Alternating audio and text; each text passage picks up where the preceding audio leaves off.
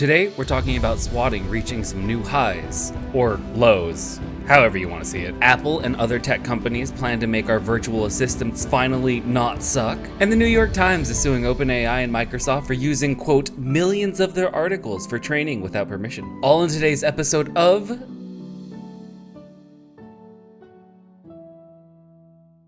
Well, hello, you glorious bitches. Welcome back. Before we get started, if you're new here, go on and hit that subscribe button for me. You know, make sure you never miss an update. Now, Miss Alice, what's first? A concerning trend is emerging in the United States, with elected officials becoming targets of swatting attempts. This dangerous prank, which involves false emergency calls, has affected members of Congress and state officials from both parties. The FBI is investigating these incidents, some of which have had serious consequences. Okay, so I would like to start by saying that swatting is basically the dumbest of the pranks you can pull. FBI, open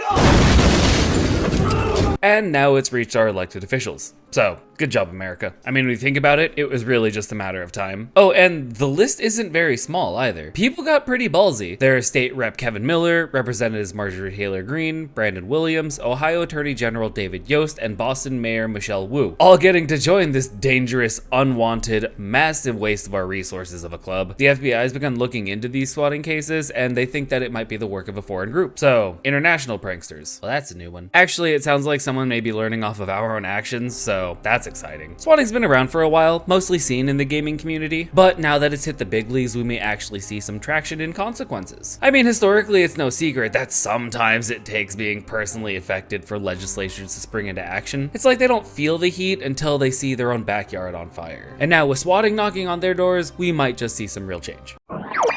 We're moving on to a fascinating development in the world of digital assistants. 2024 is poised to be a game-changing year for AI, with tech giants planning to significantly enhance the capabilities of virtual assistants like Siri. This evolution promises to revolutionize our interaction with technology, making it more intuitive and efficient.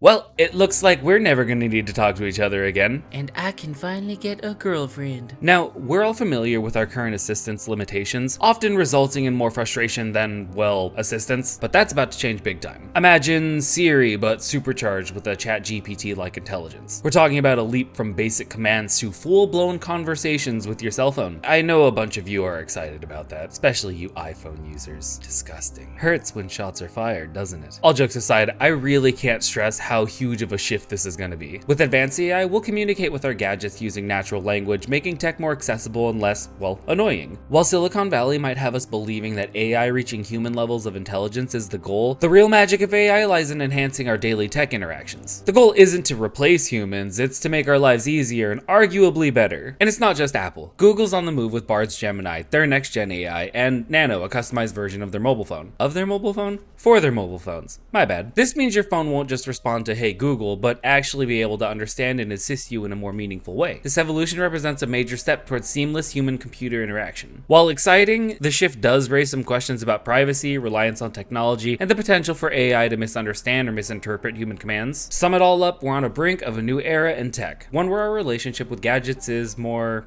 well, personal? I don't know if that's the word I'm looking for, but you get it. Don't go falling in love with your phones any more than you already love it. Oh, this isn't gonna go well for us, is it? Oh, while we're on the subject of AI and the companies that make them, The New York Times has filed a lawsuit against OpenAI and Microsoft, alleging copyright infringement. The lawsuit claims that millions of the newspaper's articles were used to train AI models without permission, potentially causing billions in damages.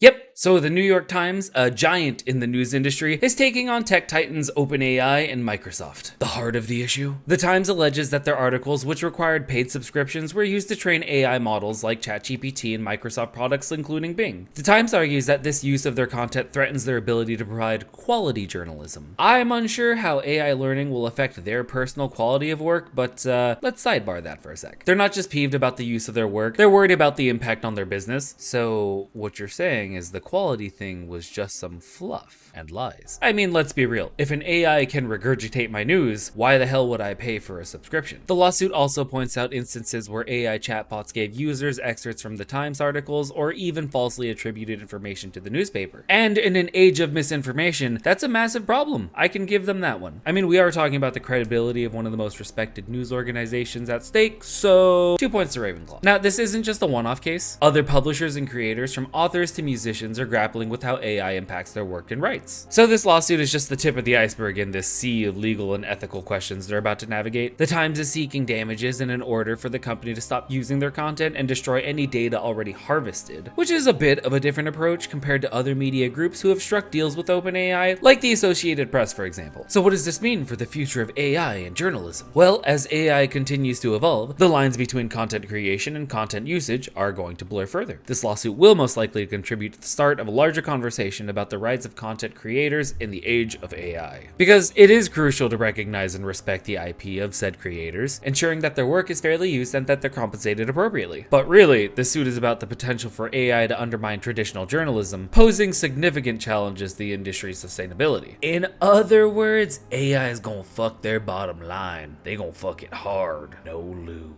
Let's draw a few parallels really quickly. When a New York Times journalist writes an article, aren't they also building upon knowledge they've gained from others? From mentors, books, and other articles? It's sort of how human intellect works, no? We learn from existing knowledge, remix it, and then create something new. Now apply this to AI. When an AI like ChatGPT learns from existing content, isn't it similar to the human learning process? Is it not absorbing data, understanding patterns, languages, and styles, and then generating something new? To me, the process seems to mimic human learning at a fundamental level. However, when humans learn from others, there's an element of acknowledgement and in some cases compensation. Think academic citation or paying for college. The Times' argument in essence is about recognizing and compensating the original creators for the content that the AI learns from. So, while we acknowledge that AI or training on existing work is similar to humans learning, the question of compensation remains a gray area as of now.